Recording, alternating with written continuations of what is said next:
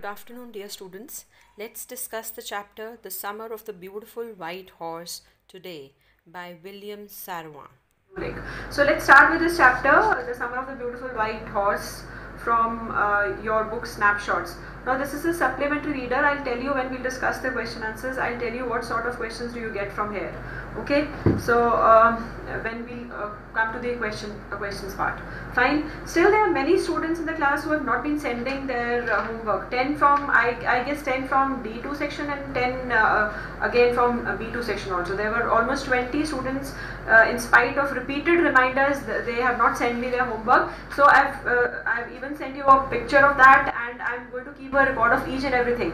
Your internal assessment is definitely going to be based upon the assignments that you send, and how regularly you send them, and whether you've copied them from the others. Each and everything is going to be recorded. Each and every record is going to be kept, and your internal assessment, which is of 20 marks, is going to be definitely based upon not only the attendance here in the class, but also on your assignments. Okay, so keep it in mind.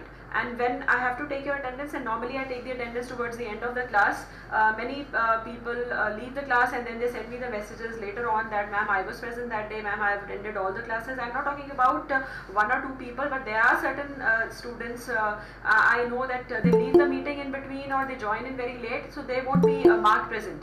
So keep it in mind that you have to join in time, and from next time onwards I would not allow anyone who wants to join in 5 minutes after the class is started. Okay, time is 12. Okay, so this chapter, The Summer of the Beautiful White Horse. If you have your books, keep your books in front of you. If you don't have, I'll share the text with you after a moment. Let's talk about the author first. Now this chapter it has been written by William Saroyan. Okay, so William Saroyan he is an American Armenian author, and he was born on, I'll share about the author.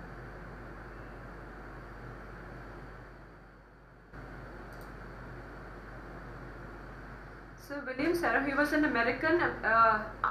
Armenian-American novelist, playwright and short story writer, and he was awarded the Pulitzer Prize for Drama in the year 1940, and in 1943 also won the Academy Award for Best Story for the film adaptation of his novel The Human Comedy. And he wrote extensively about the Armenian immigrant life in California, and there is a reason for that, because he was born in the year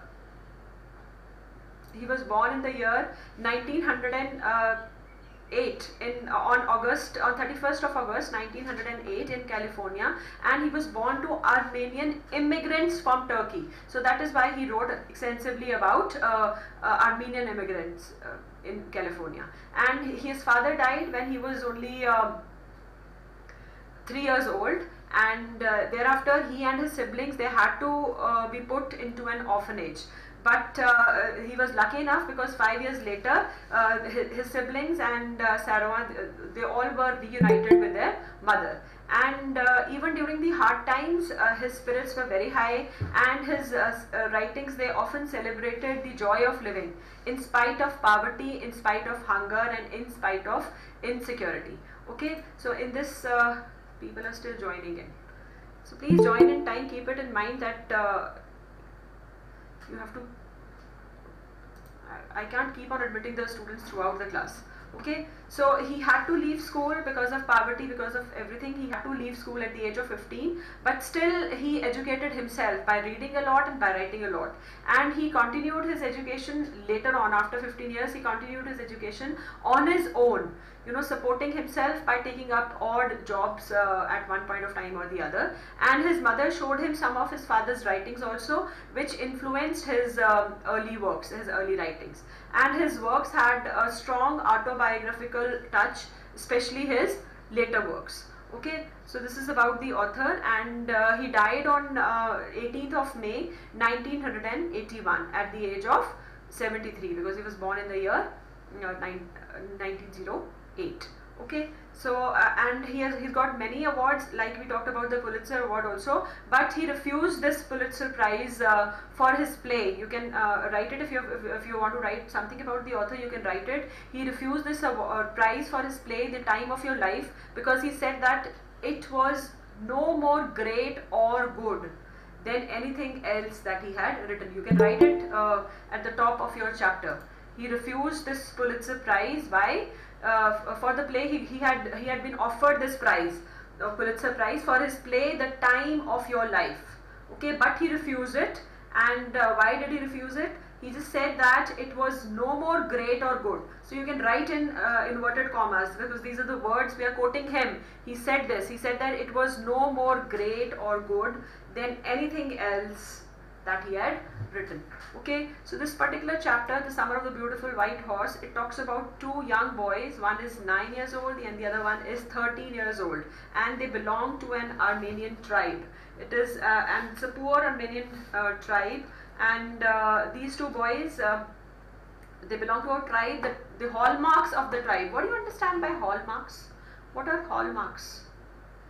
Ma'am, things which they are famous for. Yes, things which Ma'am, special identification. Special identification, distinctive features, things which they are famous for. Yes, so they're famous for this particular tribe, this tribe in Armenia. They're famous for their honesty, and they're famous for the truth and trust. So they belong to that particular tribe. Let me share the content, because I think this is your supplementary reader. Okay, I'm just sharing the first page of the book with those who are not having the books. Okay.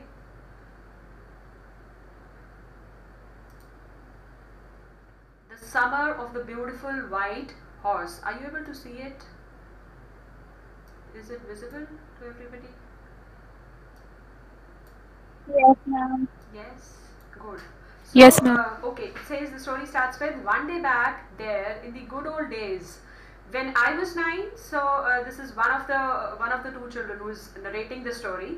Okay, he says, when I was 9 and the world was full of every imaginable kind of magnificence. What is magnificence, bache? What do you mean by magnificence? Excellence. Ma'am, talent. Magnificence is Beautiful. not talent. Magnificence is not Elegant. not elegant, not beautiful. Something which is very grand. It has something. It is related with the grandeur of things. Okay, so every imaginable kind of magnificence, and life was still a delightful and mysterious dream. My cousin Murad, who was considered crazy by everybody who knew him except me. So everybody in our family, we were living in an extended family, and everybody in our family considered Murad to be having some crazy streaks in him, but not me. And he came to my house at 4 in the morning, early in the morning, even though it was the season of summers, still it was not dawn yet. And he just woke me up and he just tapped on the window of my room and he said, Aram, this is the name of the narrator who is narrating the story. He's a 9-year-old boy, and he says, Aram, he said, I just jumped out of the bed and I looked out of the window. I couldn't believe what I saw. It wasn't morning yet, but it was summer, and with daybreak just a few minutes away around the corner of the world, it was light enough for me to know that I wasn't dreaming. I woke up, I opened my eyes, and the thing that I saw, it just surprised me, it shocked me, it was unbelievable, and I knew it that I wasn't dreaming, and it was right in front of me. My cousin Murad was sitting on a beautiful white horse. I stuck my head out of the window and just rubbed my eyes in order to make sure, in order to just reconfirm that I wasn't dreaming. Yes, he said in Armenian, it's a horse, you are not dreaming. Make it quick if you want to ride. If you want to ride along with me, just hurry up, jump on, and we would just go ahead. This is what my cousin said. Okay, next page. I knew my cousin Murad enjoyed being alive more than anybody else who had ever fallen into the world by mistake. But this was more than even I could believe. I knew that my cousin was full of life. He enjoyed, having fun. He was a very lively person. But this was hard for me to believe also. Why was it hard for belief? He's giving the reasons for that. He says, in the first place, in the first place, he says, my earliest memories had been memories of horses, and my first longings had been longings to ride. You know, right from the beginning of my life, when I was a little child, even though at this point of time also he was just 9 years old, but he was talking about the age when he was just 2, 3 or 4, and he says, my earliest memories had been memories of horses only, and my first longings. What do you mean by longings? What are longings? Anshika Bansal, what are longings? Yes, Anshika? May I? Yes, Anshika. What are longings, Anshika? You're not audible, Anshika. Anybody else? What do you mean by, yes, a strong feeling of wanting something?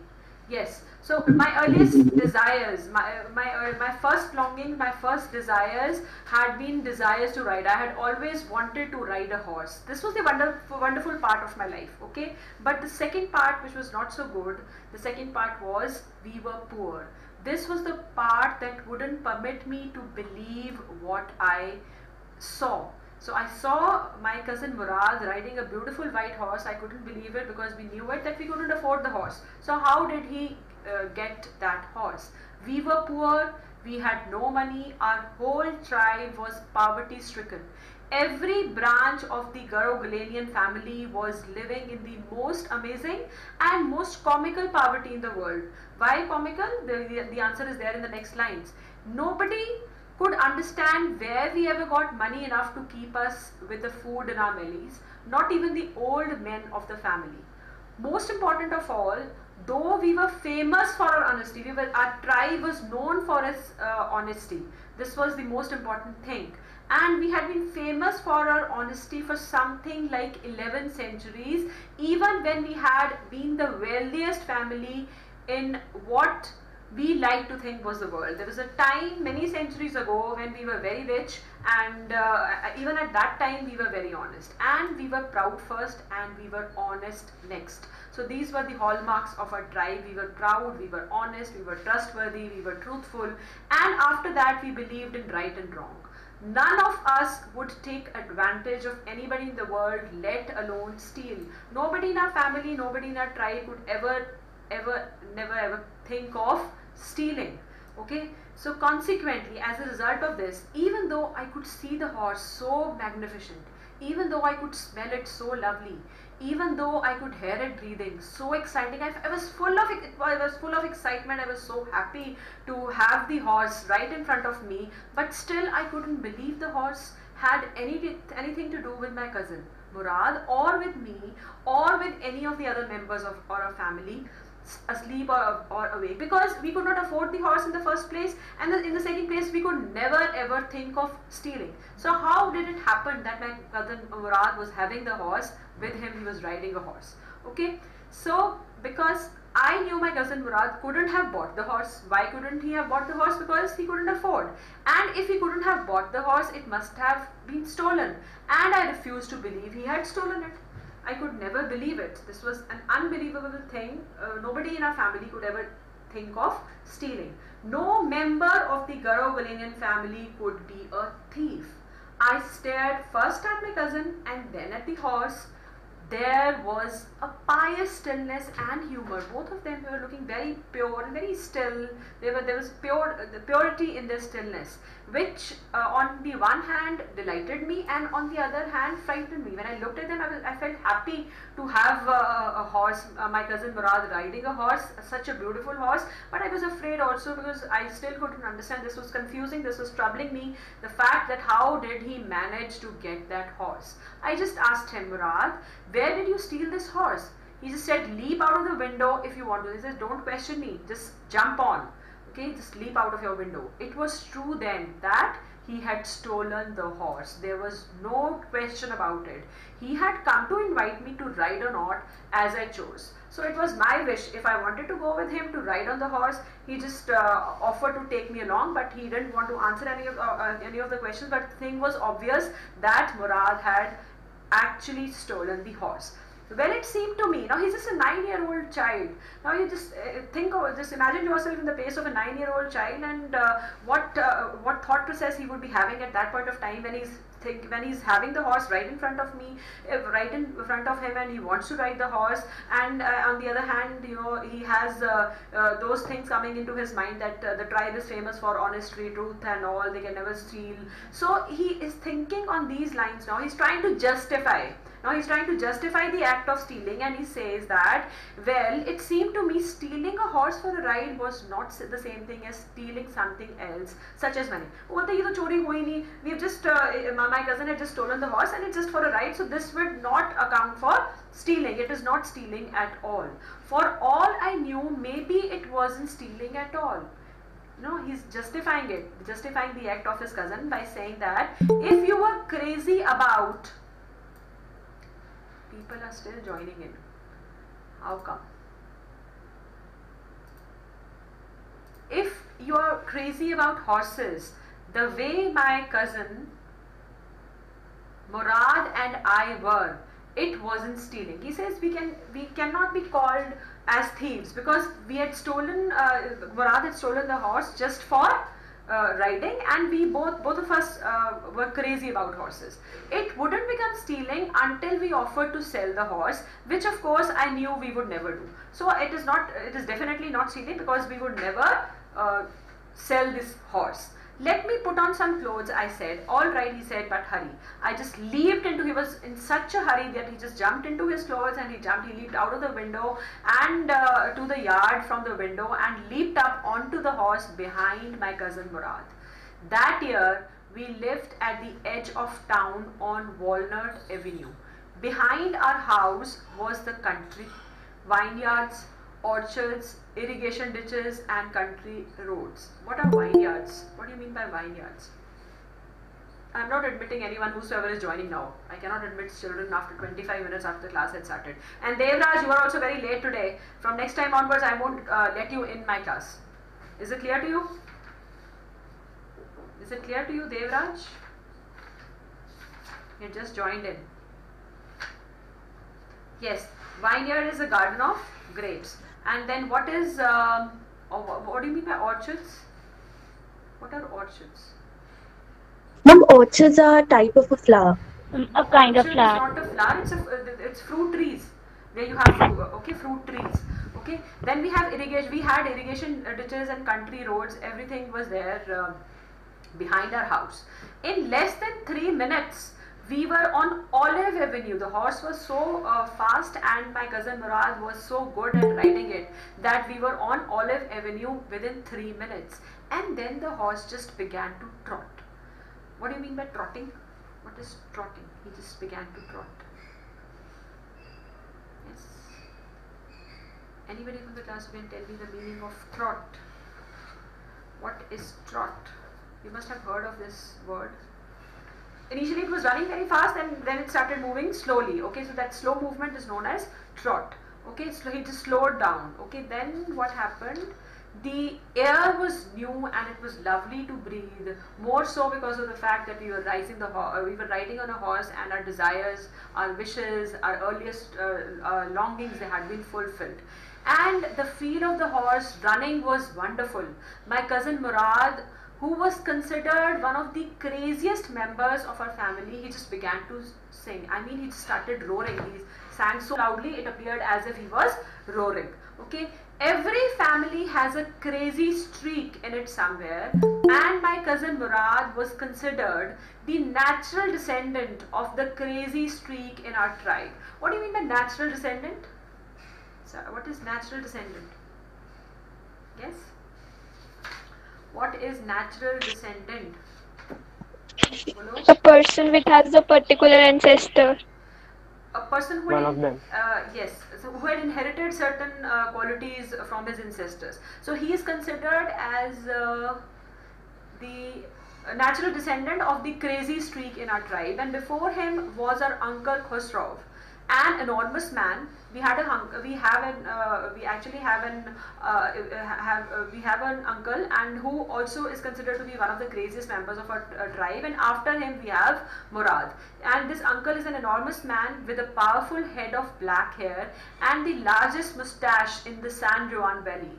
A man so furious in temper, so irritable, so impatient, that he stopped anyone from talking by just roaring. It is no harm, pay no attention to everything, to every problem. He just had one statement and one dialogue, and that is, it is no harm, pay no attention to it. Whatever happened in his life, he would always say this, and he would just make other people quiet by roaring to them, it is no harm, pay no attention to it.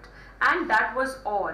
No matter what anybody happened to be talking about, whatever the situation was, he would always roar this statement. And once, he's giving an example, and he says, once it was his own son Arak running 8 blocks to the barber's shop where his father was having his mustache trimmed, to tell him their house was on fire. Okay, so one day his son came running to him when he was getting his mustache trimmed, and he said, Papa, our house is on fire. And he just said, this man, he just sat up in the chair and he just roared, it is no harm, pay no attention to it. The barber was shocked, and he said, but the boy says your house is on fire. So he just roared and he says, enough, it is no harm, I say.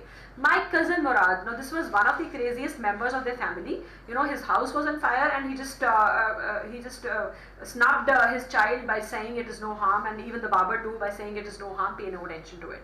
And my cousin Murad, he was considered the natural descendant of this man.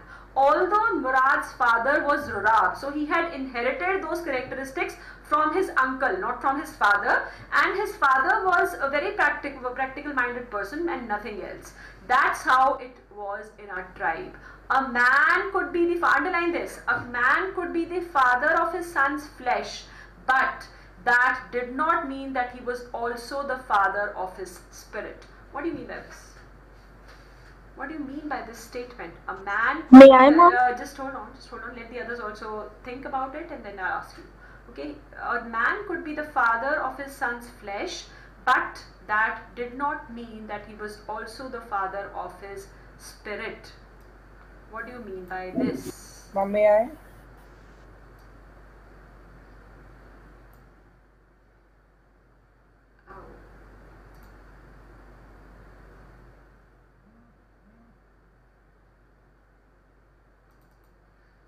Yes, who wants to respond? Raise your hands now. Who said may I? There's so many may I's. Akarshita, Arindat, Ishita Jain. Okay, Arindat. It means that that you were given birth by them, but it is not necessary that you will have all the skills that they had in their life. Yes, all the characteristics that they would be having. Anybody else?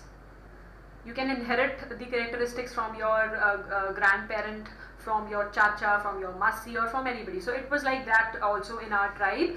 Even though he was the son of Zorab, but still he inherited the characteristics from his uncle, and the uncle was Khusro. Okay, so we were on page number, yes. The distribution, towards the end of the page, the distribution of the various kinds of spirit of our tribe had been, from the very beginning, this distribution had been capricious and distribution had been vagrant. What do you mean by capricious and what do you mean by vagrant? What is capricious? Ishita Katoch. Changing behavior suddenly in a way that is difficult to predict. Yes, when you change your behavior or mood in a way that is very difficult to predict. Okay, and what is vagrant? Vagrant is just when you just move around aimlessly, wandering around aimlessly here and there. Okay, so this is how we have had characteristics of people in our family, and people just keep on having these traits and having them from their uncles or from their grandparents, not especially from their parents. Okay, we rode and my cousin Murad sang. For all anybody knew, we were still in the old country where, at least according to some of our neighbors, we belonged. Okay, we let the horse run as long as it felt like running. Okay, At last, my cousin Murad said, "Get down, I want to ride alone." So he had let his cousin ride along with him for some while. Now he said, "I want to ride alone, just get down for a while." "Will you let me ride alone?" I asked. So that 9-year-old boy who doesn't even know how to ride, he's also curious to ride the horse alone. वो कहता है मुझे भी चलाने दोगे, एक बार ride करने दोगे अकेले? "That is up to the horse." My cousin said, "Get down." He says, "It's for the horse to decide." "The horse will let me ride," I said. "We shall see," he said. "Don't forget that I have a way with the horse." So underline this. Just like the Uncle Khusrov had that one particular dialogue which he would always keep on repeating, and that was what was that? Pay no attention. It's no harm. Pay no attention to it. Murad also has this particular habit of saying it. He says that I have a way with. Now here he says I have a way with a horse. Then he would say I have a way with dogs, with animals, with birds, with everybody. Okay. So he says, "Well, I said, any way you have with a horse, I have also." वो बोलता है कि क्या अगर if you have a way with a horse, I also have a way with a horse, and the horse would definitely let me ride on it if it is allowing you to have a ride on it. Okay, for the sake of your safety, he said, "Let us hope so." He says, I'm concerned about you. I'm your elder brother. I'm concerned about your safety. Let us hope that he lets you ride alone. Okay, on it. Get down. "All right," I said, "but remember, you have got to let me try to ride alone." I got down, and my cousin Murad kicked his heels onto the horse, and he just shouted, "Wazir, run!" The horse stood on its hind legs. It just snorted, it just huffed and breathed, and he just burst into a fury of speed. That was the loveliest thing I had ever seen. The sight was so beautiful. I had never witnessed such kind of a beautiful sight earlier. Murad riding on the horse magnificently. That was a wonderful sight.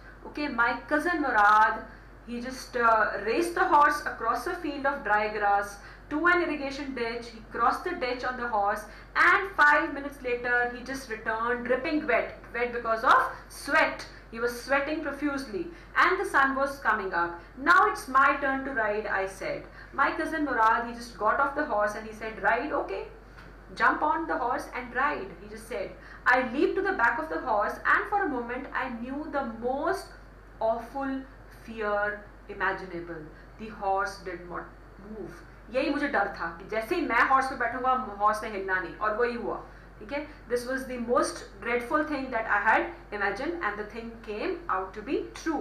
And my cousin said, "Kick into his muscles." My cousin said, "What are you waiting for?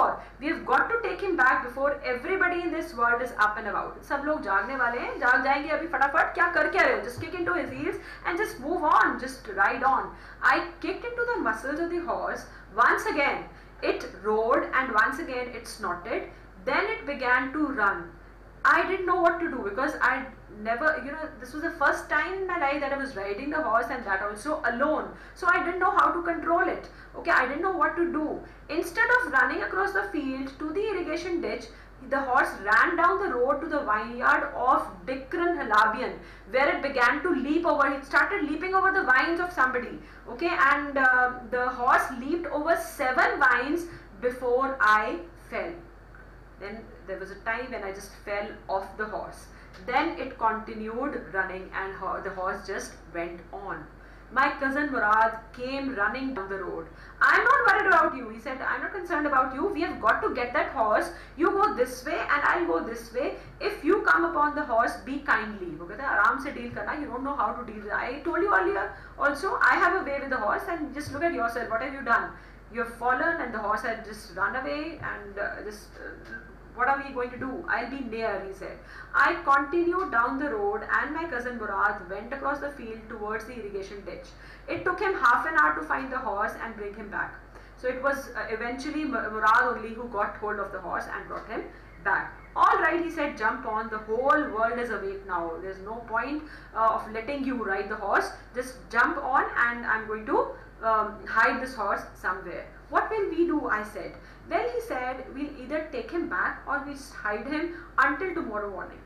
He didn't sound worried, and I knew that he would hide him and not take him back, not for a while at any rate. तो वो उसको छुपाने वाला था, उसको वापस नहीं करने वाला था, ये तो पता चल ही रहा था.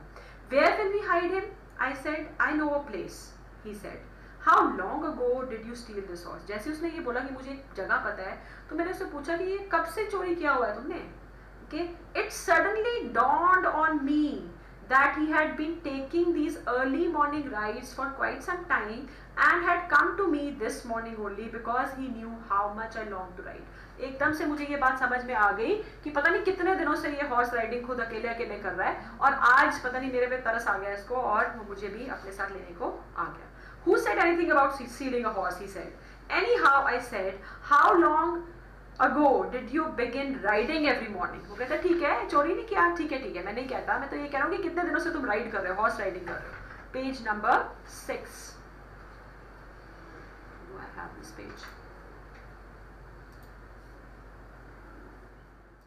This morning he said. Are you telling the truth? I said. Of course not, he said. वो बोलता कि मैं सच नहीं बोल रहा हूँ. Of course this is not the truth, but if we are found out, that's what you are to say. I don't want both of us to be liars. वो कहता है कि तुम्हारे लिए तो मैं आज ही लेके आया ना इसको, तो अगर तुमसे कोई पूछेगा तो तुमने क्या बोलना है कि आज सुबह से. ठीक है, तो उस तरह से हम झूठे भी नहीं प्रूव होंगे. ठीक है, we won't be called liars because you, as far as you know that because I brought this house to your house only this morning and you have started riding only from this morning itself, so that in this way I don't want both of us to be called liars. All you know is that we started riding this morning. All right, I said.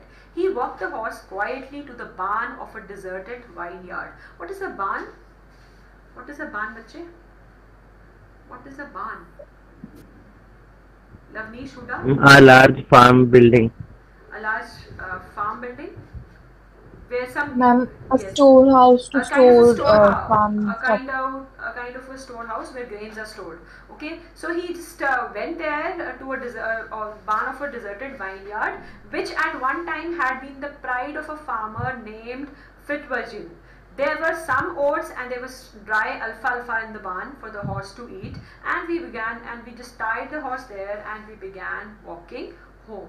It wasn't easy, he said, to get the horse to behave so nicely. Says, अगर तुम्हारे से बहुत मुश्किल हो रहा था ना horse riding करना, तो इतना आसान भी नहीं था. But at first it wanted to run wild. But as I've told you, you know me very well, and as I've told you so a number of times, I have a way with the horse. I can get it to want to do anything I want it to do. मैं कुछ भी करवा सकता हूँ उससे, जो भी मैं चाहूँ. Horses understand me. And I was just bewildered. I was just confused, and I said, "How do you do it?" I have an understanding with a horse. Yes, but what sort of an understanding? वो बोलता है काश मेरी भी ऐसी understanding बन जाए horses के साथ, मैं भी कर सकूँ. Just बता तो दो, just tell me, just guide me, just teach me how to develop this kind of an understanding. A simple and an honest one, he said. Well, I said, I wish I knew how to reach an understanding like that with a horse. काश मेरी भी ऐसी understanding बन जाए. You are still a small boy, he said. When you get to be 13, you will know how to do it. You are very small. अभी तुम बहुत छोटे बच्चे हो, अभी तुमको अभी नहीं सीख जाओगे, धीरे धीरे सीख जाओगे. I went home and I ate a hearty breakfast. I was so happy. I've got my desire fulfilled of riding a horse, and then I was I was feeling so hungry, so I ate a heavy breakfast. That afternoon, my uncle Khusro came to our house for coffee and cigarettes, and he sat in the parlor, sipping and smoking and remembering the old country. Then another visitor arrived, a farmer named John Byro. He was an Assyrian. Who is an Assyrian? What do you mean an Assyrian? Who is an Assyrian? An Assyrian is a native of Ethiopia. Okay, so this farmer by the name John Byro, he came to our house, and out of his loneliness, he had learned to speak Armenian. My mother brought the lonely visitor coffee and tobacco and he rolled a cigarette and he sipped and he smoked, and then at last, sighing sadly, he said, he was very sad, and he just said, "My white horse, which was stolen last month, is still gone. I cannot understand it." Yeah, I was very much there, and in front of me, he made this declaration that I have lost somebody has stolen my horse. I've lost my horse. Okay, my uncle became very irritated and he just shouted. He said, "It's no harm. What is the loss of a horse?" क्या है? Horse के loss को रो रहे हो? What is it? Haven't we all lost the homeland? He was thinking about his old country and he says, हम तो सारे हमारे से हमारे देश छूट गया, हमारा homeland छूट गया, तुम horse को रोई जा रहे हो. What is this crying over a horse? That may be all right for you because you are a city dweller. It may be all right for a person who is living in city to say, John Barrow said. But what about my surrey? What is a surrey? What's a surrey, बच्चे? What is a surrey? Yes, S-U-R-R-E-Y. What is a surrey? बोलो. Ma'am, a light four-wheeled carriage with two seats facing forwards. Yes, it's a carriage. It's a kind of a carriage. है घोड़ा है, घोड़ा के साथ घोड़ा गाड़ी जिसको बोलते हैं, तो वो होता है मेरा सर्रे रह गया, हॉर्स ले गया, ठीक है. It's a carriage. What is the point of having a carriage without a horse? मैं carriage को लेके खुद भागूं, मेरा horse तो है नहीं, मैं क्या करूं? He says, what about my surrey? What good is a surrey without a horse? He said, pay no attention to it. My uncle roared. I walked 10 miles to get here. तुम्हें कहता है, तुम्हें पता है मेरे को यहाँ पे तुम्हारे घर तक आने के लिए कितना चलना पड़ा है? 10 मील में चल के आया हूँ. Just because I've lost my horse, I have to walk for 10 miles to reach here. You have legs, my uncle said. He just shouted. कहता तो क्या हो गया? तुम्हारी टांगे सही सलामत हैं. चल के आए हो तो चल के आ सकते हो, ठीक है? And then he said, we'll just do some part of the page and that would be all for today. He said, my left leg pains me, the farmer said. कहता मेरी तो टांग में दर्द है. And what did the uncle say? What did he say? He said, pay no attention to it. My uncle roared. That horse cost me $60. The farmer said. कहता है तुम्हें कुछ भी नहीं लग रहा, ठीक है? That it was so expensive. It cost me $60. I spit on money. My uncle said. He said, मैं तो पैसे पे थूकता हूँ, मुझे कोई मतलब नहीं पैसे से. And Uncle Khusro, he just got up and he just moved out of the horse, slamming this. He just shut the door very loudly and he just banged the door. And my mother just explained. He said he has a gentle heart. मेरी mother explanation दे रही है कि नहीं वो इतने बुरे नहीं है. He has a gentle heart. She said it is simply that he is homesick and he is such a large man. He's an enormous man, as we have read earlier also, and he's homesick too. That is why that makes him respond like this. He was sitting. The farmer went away. The farmer felt very bad. There was nobody to listen to him, to listen to his problems. His horse had been lost. It had cost him $60. Now he had to move on foot, and he had traveled 10 miles to reach there. And he just went. The farmer just went away, and I ran over to my cousin Murad's house. He was sitting under a peach tree and he was trying to repair the hurt wing of a young robin. He was trying to repair the wing of a robin. What's a robin, bachche? What is a robin? Ma'am, robin is a bird. It's a bird, ma'am. Yes, it's a young bird, and he was just trying to repair its its wing, which could because of which it could not fly. He was talking and he was communicating with the bird, just like he was able to. He had developed a kind of an understanding with the horse. Now here he was communicating with the bird also. What is it? He said. The farmer, John Myro, I said. He visited our house. He wants his house. You have had it a month. I want you to promise not to take it back until I learn to ride.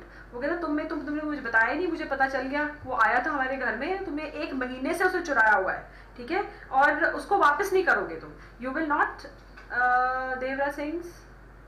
Devraj says my voice is not clear. Is it audible? Is it clear? Yes or no?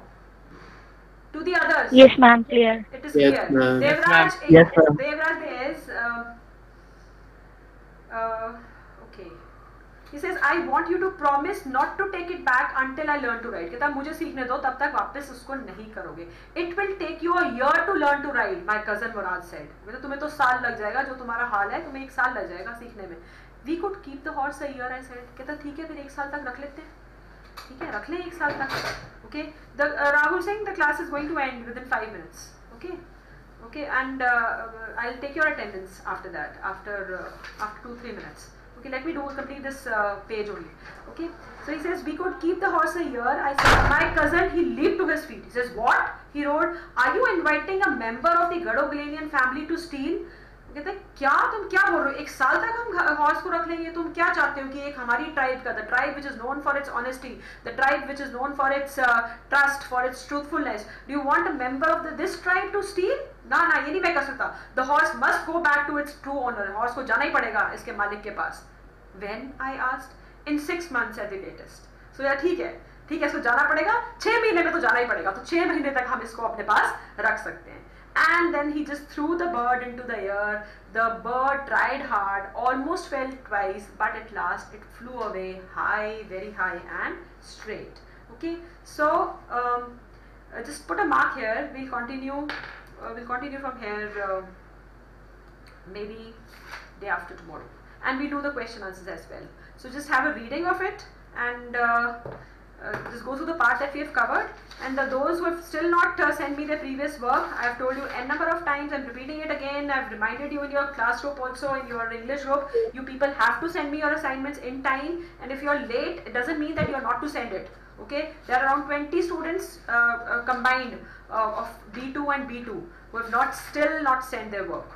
Okay, so please do the needful, and I'll just take your attendance in the meantime. Okay, I'm going to take your attendance this time roll number wise. I've written the roll number.